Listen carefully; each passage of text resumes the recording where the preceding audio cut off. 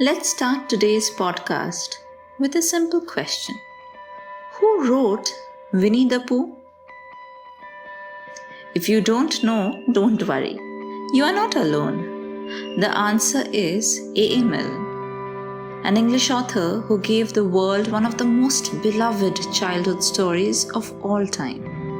And Winnie the Pooh? He wasn't just a random teddy bear. He was real. Not only that, he belonged to a little boy named Christopher Robin Milne, the real-life inspiration for the character in the books. Sounds adorable, right?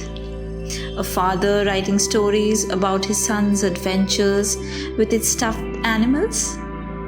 Well, here's the part no one talks about. Those very stories, the ones that brought joy to millions, ended up breaking the real Christopher Robin's heart. This is the bittersweet real-life story behind Winnie the Pooh. It all started in the 1920s. A. Milne was a playwright and a war veteran, and after serving in World War I, he was struggling with trauma.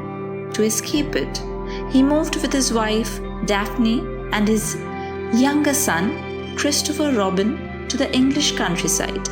Now, Christopher Robin was just a little boy with a big imagination.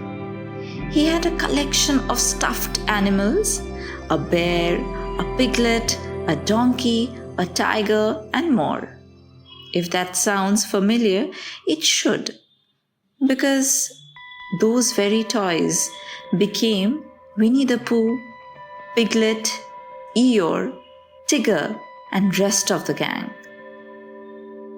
A. Milne started writing stories about Christopher Robin's imaginary adventures in the 100-acre wood, never realizing the consequences it would have on his son's life. When Winnie the Pooh was published in 1926, it became an instant sensation.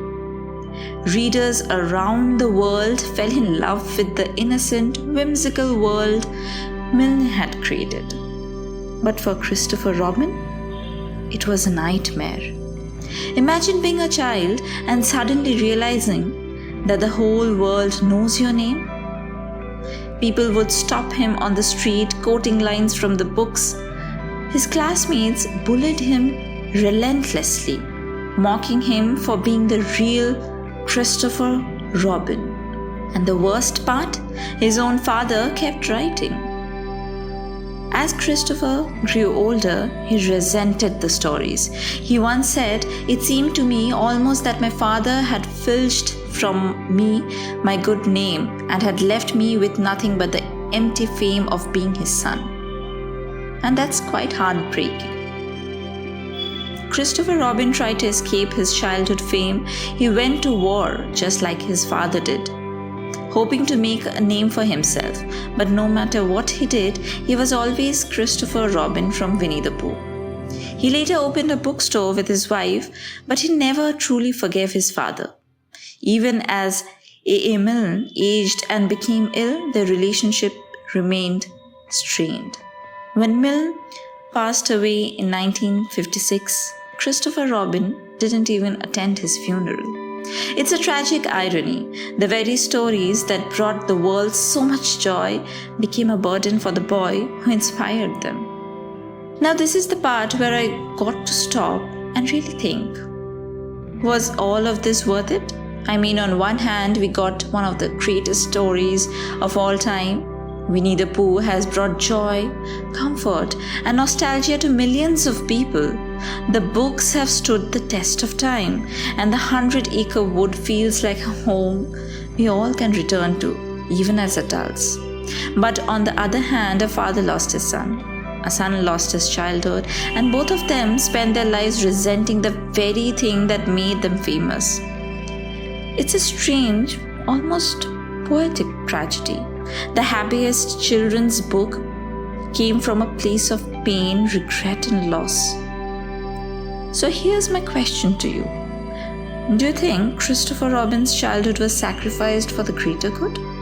Or do you think he was justified in resenting his father?